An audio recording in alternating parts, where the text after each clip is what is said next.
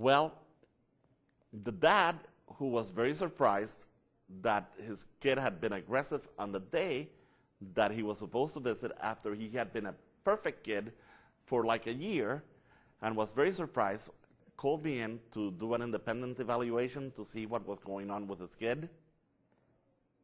After all, he'd spent like over $100,000 at this place. Well, anyway, on the day that his dad was going to visit, this is what happened. I found that after the fact. I don't have a wad of paper here. Well, maybe I do. I've got some receipts in my pocket. But Andy was playing with another kid or something, and they were talking and all that. And Andy took a piece of paper, he wadded it up, and he went like this, and threw it at another kid. And one of the direct care staff said, Andy, you need to go to timeout for physical aggression against a peer. And Andy, from the record, supposedly said, what? That's not physical aggression. If anything, that is horseplay. And I should just get the consequence for horseplay. And the staff member said, and that is talkback and disrespect to staff. And you already committed physical aggression. You need to get to the locked seclusion room right now. So Andy went into the locked seclusion room. He didn't fight it.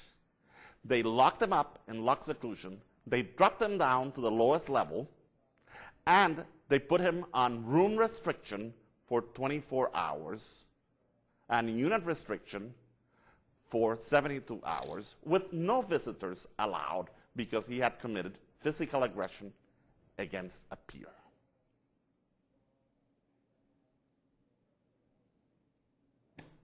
So his dad comes, and they tell him, I'm sorry, sir, you may not see your son. Your son has been physically aggressive. And your son just came out of locked seclusion. And he's now serving his 24 hours of room restriction. After he serves his 24 hours of room restriction, he will be on 3 days of unit restriction. And he's not supposed to have any visitors while he's on unit restrictions. And his dad says, well, I've come a long way to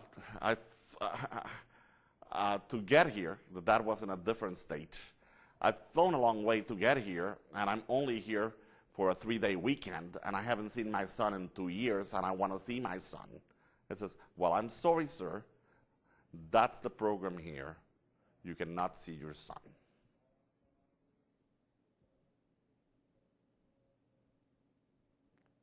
And the dad, very puzzled, says, I wonder what happened, that my son was aggressive. And the dad left. And the dad booked the next flight that he could. And he just left. And he didn't see Andy. And Andy was told, your dad left. He booked the flight because you were aggressive and he couldn't see you. And now it'll be a long time before you get discharged from this facility. You have to work your way back all the way to the levels, and it's going to take you probably another year. And at that time, guess what?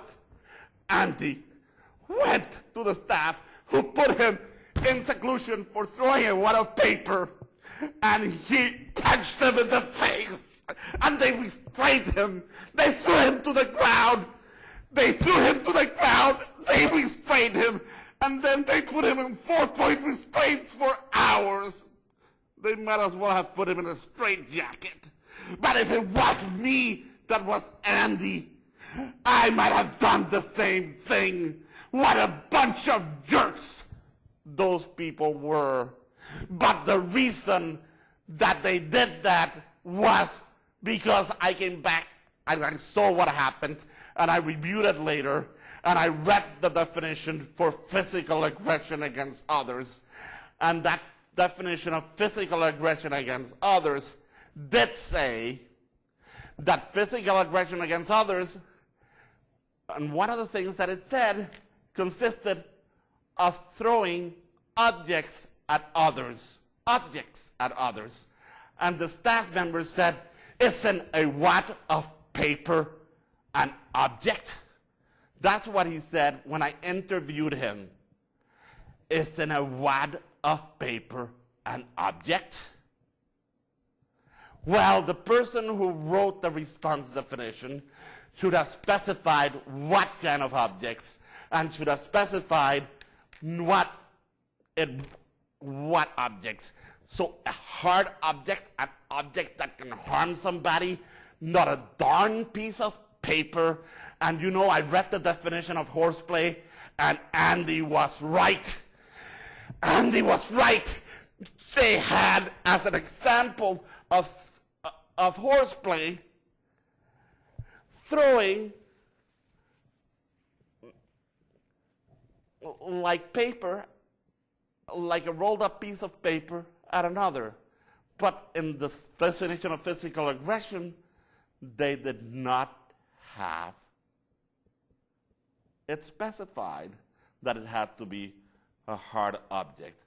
And as a result of that mistake in writing a response definition, Andy, number one, was put in seclusion unjustly.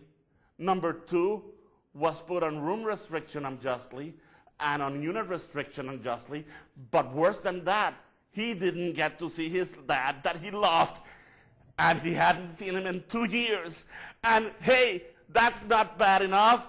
Then he got to the point that he was aggressive, and they kept him at that facility, or they would have kept him if I hadn't come to intervene, because I told the dad he should pull his son out of that facility as soon as he could. But by the time I came, and the time I did the review, and the time I wrote the report, and everything got done, he spent another 4 months at that horrible facility. 4 months of his life that he could have had a better quality of life. So you tell me response definitions are not important. I tell you, we are here making a difference in people's lives. And you need to take what you do seriously, because what you do can really affect people, and you can do them good, but you can also do them lots of harms.